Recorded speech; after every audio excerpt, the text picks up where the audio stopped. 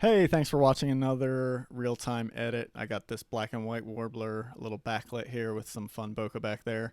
So start with a crop. Just gonna offset him. He was a little bit too centered for my taste.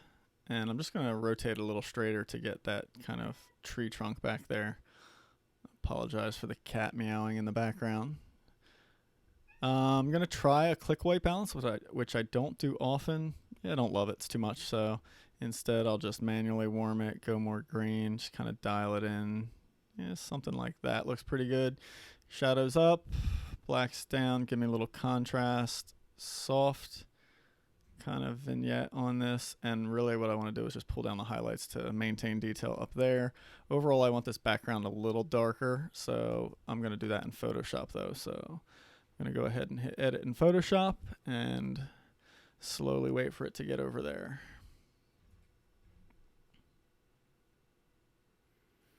All right, here we are in Photoshop. So first thing, make a clone layer, and I'm just going to get rid of these little dust spots using the healing brush or spot healing brush tool.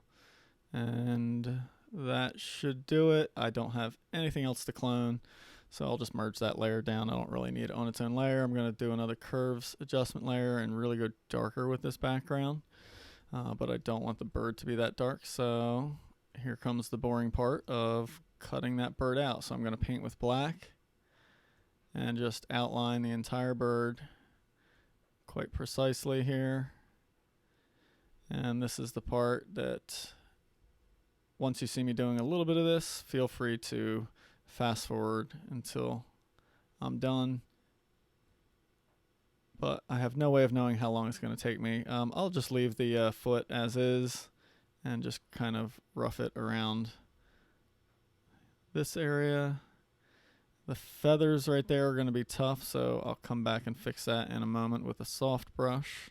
I'm going to soften the edges of this brush a little bit. Oops. Hey, for those of you that don't know this shortcut, so I love using shortcuts, as I'm sure any of you that have watched this are aware of. You know, I can generally operate Photoshop almost entirely from the keyboard without having to click too much on things, and that makes it a lot faster for me. But one of the things that's really nice is being able to change the size and the hardness of the brush just on the fly right here and getting it exactly where you want. So on the Mac anyway, you hold Control and Option, and while I'm holding those, I click and drag right and left. So left makes it smaller, right makes it larger, and while holding those same keys, you drag up and down, you change the hardness. So that is how I'm constantly changing these brushes on the fly while I'm masking and doing other things. Again, I'm going to worry about those real fine details right there in just a bit. Not going to worry about them quite yet. And all these real fine details here, I'm not going to worry about either. Just going to get the good outline and clean that up a little bit. That should do it. Have a nice complete outline. Magic wand inside. Expand the selection. Fill with black. Paint that in. And done. All right. Now I have these areas out here to fix. So I'm going to select just those white areas. I'm using color range. I actually have a little bit of an action that plays with that to expand the selection a little bit and softly feather it. Now I'm going to get these little feathers right here, these little white ones, right? Oops, zoom in right there. Make it so just those feathers are selected. That's not going to work. There we go. That should do the trick. Hide the selection, paint with black. There we go. And can probably, I'll just grab a soft brush and do it over here myself. Just kind of fade that in, and then if I'm not mistaken, I had to do that down here as well.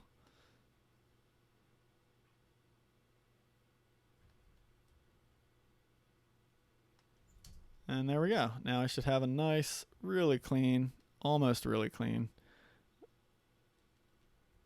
mask. So I'm just going to clean up this selection area a little bit more. Get a little bit of these feathers that it missed in the automatic selection, and then I will be done. Okay. I'm going to save this as a selection so I can load it again. Invert it. There we go. And so here, nice. Look at that. So now I have my nice darker background, a little bit more dramatic, makes the bird stand out more. I actually do want to make the bird stand out more here, so I'm going to do, let me get rid of that layer. I'm going to load the selection, then do another curves, and watch, now I'm just editing the bird. Look, so I can lighten the bird and then bring the blacks back down so I maintain some contrast on it, but then really just make that bird kind of pop. Do another curves adjustment layer for lightening the catch light in the eye so I can see a little something in there, right? A little bit of life in the eye. There we go. I don't want a lot because there shouldn't be a lot of light coming in there. I'm going to burn down this lighter area just a little bit, but the problem is it loses color. So now another curves adjustment layer. I'm going to warm it up back there and paint some of that in. Went too red, so let's go a little bit more yellow, something like that. And then I'm wondering if I just warm the whole background a little bit more just to give it like more of a golden glow back there. But you can see the bird got too red now. So again, I'll load that selection, just going to paint with black and just kind of paint off some of that kind of warming tone that I just did. It did get a little too golden here. It's like a little too funky yellow. Maybe I'll just add a little magenta to that so it's more orangey and not quite, you know, barf yellow or something gross there. And then I think, I think I want to go just a little bit more burn across the back there. So again, I'll load this selection. I'm going to get a real big brush and just soft go over this. So I'm painting on just the background there, not, I'm just waiting for the computer to catch up here, not the bird at all, because I already have that bird selected out quite nicely. And I think that's my final edit right there. So from beginning to end, right? Pretty good change on that one. Let me go back to Lightroom and I will show you the original raw file on this as soon as it saves up. There we go. So back here, let's go and reset this. So pretty big difference in the end here. So we've gone from that to that. There's my final image, guys. Thanks so much for watching. Let's see, did we get in under 10 minutes on this one? 7 minutes and 45 seconds.